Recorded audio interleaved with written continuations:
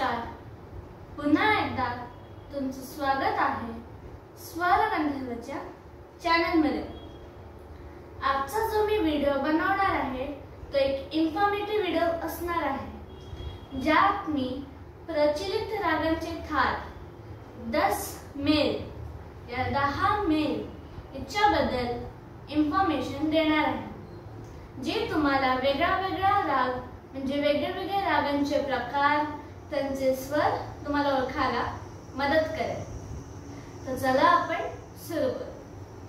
तर 10 रागांपैकी म्हणजे 10 मेल थाटांपैकी आधीच्या व्हिडिओमध्ये मी 3 मेल राग टाकलेले आहेत, पण आज मी पूर्ण 10 तुमच्या समोर त्याची माहिती देणार आहे.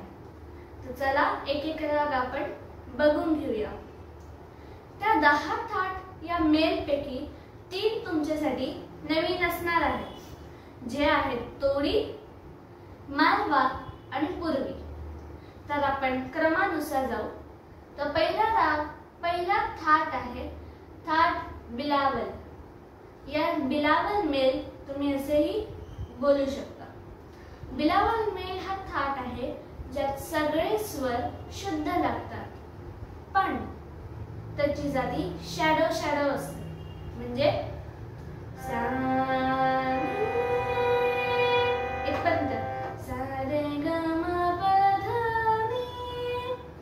सा कान आधीच आपण गायलेलो असतो सा, तर त्यात इन्क्लूड नाही, तरीही तुम्ही गाऊ शकता. दुसरा आहे भैरव. भैरव मध्ये आपण त्याचा राग केला आहे आपण, तर तुम्हाला माहीतच असेल की त्यात रे आणि ध हे 2 स्वर कोमल लागतात. तिसरा राग आहे राग कल्याण. राग यमनही तुम्ही असं म्हणू शकता, कारण कल्याणलाच यमनी आपण बोलतो. त्यातही आपण तो राग केला आहे आणि तीव्र म लागतो. म राग हमीरचं उत्तम उदाहरण आहे, कारण तीव्र मचा प्रयोग केला गेला आहे. तर आता आपण नवीन थाटावर येऊया. थाट पूर्वी या पूर्वी मेल, जे राग कल्याण आणि भैरवचं मिश्रण आहे, ज्यात कोमल रे, ध आणि तीव्र म गायला जातो.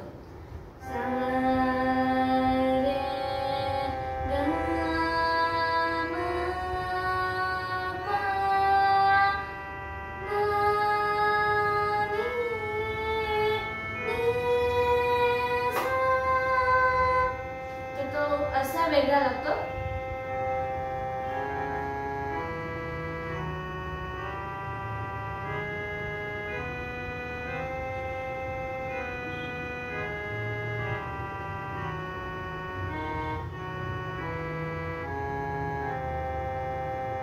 हे तुम्ही tone most of the serials या फिर जेव्हा कुठली सस्पेन्स असतो तेव्हा तुम्ही ही टोन ऐकलेली असते. तर ती टोन पूर्वी थाट मधली असते. नेक्स्ट राग जो आपण करणार आहोत तो आहे राग म्हणजे थाट खमाज. या खमाज मेल असंही बोलू शकतात, ज्यात कोमल नीचा प्रयोग केला जातो आणि शुद्ध गचा प्रयोग केला जातो. जसं राग तिलक मध्ये ग म प नी सा, ज्यात शुद्ध गचा प्रयोग केला ग म प नी ग म नी. किंवा राग खमाज ही तुम्ही घेऊ शकता, कारण खमाजी सुद्धा एक राग आहे ज्यात कोमल नी आणि शुद्ध गचा प्रयोग केला जातो. तर आता आपण पुढच्या रागाला जाऊ, पण त्याच्या आधी राग खमाज बद्दल एक गोष्ट सांगते की राग खमाज जो असतो तो राग काफी सोबत खूप कन्फ्युजिंग असतो. तर आता आपण पुढचा राग काफी घेतोय, म्हणजे थाट काफी. थाट काफी मध्ये कोमल नी आणि कोमल गचा प्रयोग होतो. आता राग खमाज म्हणजे थाट खमाज आणि थाट काफी कन्फ्युजिंग का असतात, कारण दोघांमध्ये कोमल ग आणि शुद्ध गचा डिफरन्स आहे, पण त्या दोन्ही स्वरांमध्ये म्हणजे अर्धा स्वराचा डिफरन्स. तर त्यात जेव्हा अर्धा स्वर असतो तेव्हाही तो खमाज वाटतो किंवा काफी वाटतो.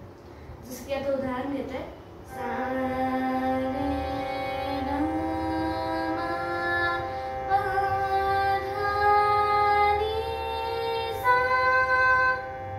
आणि अजून एक गाते, सा रे ग मा पा मा पा धा नी सा. आता जेव्हा तुम्ही दोन्ही ट्यून ऐकलं असणार तेव्हा तुम्हाला सिमिलर वाटलं असणार. काय कारण जेव्हा मी पहिलं वाजवलं तेव्हा तुम्हाला काफी वाटलं असणार आणि दुसरं वाला खमाज. का? कारण दुसऱ्या वाल्यामध्ये मी शुद्ध र वाजवलाय आणि मग आधीच्या टोन मध्ये मी कोमल वापरलेला. तर हे डिफरन्स तुम्ही जाणून घ्या राग काफी आणि खमाज मध्ये, आणि याची जेवढं तुम्हाला प्रॅक्टिस करायला मिळते करा, म्हणजे हे कन्फ्युजन तुमचा लांब होईल. आता आपण आपल्या पुढच्या रागावर जाऊ. सो हे राग मारवा. राग मारवा मध्ये तुम्ही कोमल रे आणि कोमल ध चा यूज करतात, त्यासोबत कोमल ग आणि म चा यूज करतात. म म्हणजे तीव्र, तर तो होता राग मारवा. तुम्ही जसं जसं मोठ्या मोठ्या लेवलचं जाणार, जसं मध्यमा, पूर्ण, विशारद, तेव्हा तुम्हाला या मेल मधले थाट, या थाटामधले राग मिळणार. जसं राग शंकर एक आहे, अजून काही बऱ्यापैकी राग आहेत. आता शेवटचा आहे राग थाट भैरवी या मेल थाट भैरवी, ज्यात रे ग ध नी सगळे स्वर कोमल लागतात. म्हणजे 4 स्वर असतात जे कोमल असतात, रे ग